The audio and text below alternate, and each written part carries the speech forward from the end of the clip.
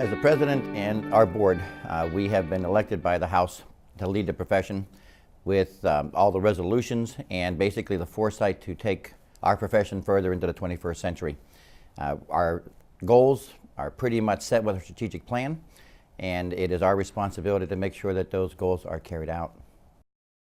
I had the opportunity of serving as a delegate to, from Connecticut to the APMA's House of Delegates. And when I was there, I became intrigued with just how everything worked. You know, as a member, sometimes you don't have the opportunity of seeing all the mechanisms, but as I became probably more experienced with it, I was actually sort of nudged by other Connecticut members who said, you know what, you should be more involved. They felt that I had the wherewithal to become a good leader within our association to take us forward, and my parents had always told me that don't complain unless you get involved, and so I ultimately got involved, and I decided I would run for the board when my family was old enough that I would not have to be a parent there 24/7. And actually, when my youngest one reached 16, during dinner he said, "Dad, it's time for you to go ahead and run for the board." And when he said that, I said, I'll go ahead and take it forward. So with their blessing and my wife's blessing, I decided to make a run for the board. I'm proudest of the advancement in our profession that we've made from Vision 2015. It was a true honor to serve as the chair of that particular endeavor within our profession. I think that we have come a long way, and we still have a ways to go. I think that the passage of the VA parity bill, along with our HELP Act, are two cornerstones to bring our profession even further ahead. We've got to catch up, and now we've actually started to spring ahead of our allopathic and osteopathic counterparts. I think we need to continue the vision of the 21st century until we have reached ultimate parity. There should be no discrimination in payments to our members. There should be no discrimination in any type of hospital privileging. I think once we recognize it, that I think our patients have actually begun to recognize that we are the leading foot and ankle care providers. The healthcare community has got to recognize that as well, and sometimes they don't. And Medicaid is one of them that I recognize the fact that we have to continue to strive. And until Medicaid changes their definition, this quest cannot end. Simple as that. It's important and a cornerstone again of our pathway to parity.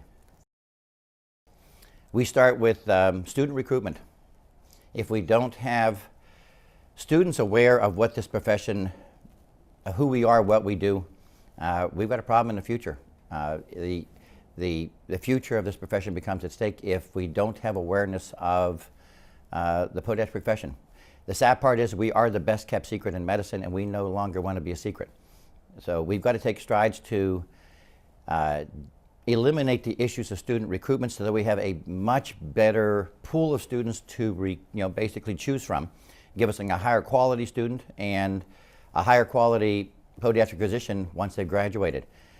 I think we've got to continue our membership recruitment. We are the envy of the AOA and AMA. We have 75 to 80% of our members belong to the APMA.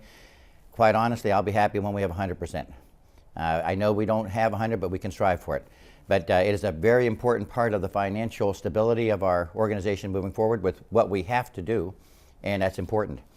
We've just unveiled the strategic plan, so I will make sure that it is going to be every part of the board will work along with our components, certainly our APMA staff, and every facet that we can to achieve those goals in the strategic plan. And legislatively, we have to finish the VA parity bill through the Senate, and ultimately it'll be on to the President's desk for him to sign, and again obtain the definition of as a physician within the VA. From there we can springboard into the military, and lastly we can then take that to the Medicaid definition of physician in Title 19. I think once again we have to take a better job of letting our young physicians know what we do and what we do for them. Certainly, we can talk about the millennial doctor out there and the young physicians. It is a different generation. We've taken the steps to incorporate their input into our board. A very valuable asset because we need that input. someone like myself who's been in practice over 30 years, we won't have the same needs or perhaps even see what others don't and meet the needs of what we might think they have and they don't. So member needs are important.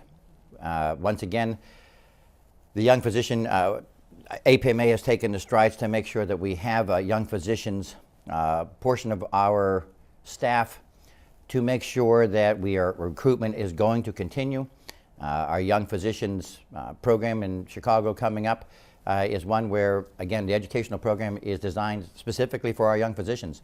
And it's an initiative that we have to take an association in order to basically encompass them within our association. And it's important. They're our future. And interestingly enough, we are their future. So we have to make sure that we spark that involvement and develop leadership from that particular faction of our group that is important. The House requested a governance and management review, which was a very thorough undertaking that lasted almost the entire year. And that'll be proposed during this House of Delegates. During the presentation, we will also present the board's way that we're going to implement the recommended changes from the governance and management review team. There will be 4 task forces set up. There are 4 pillars of what they felt that the governance and management review should be examined by our board. And so we are going to propose these today.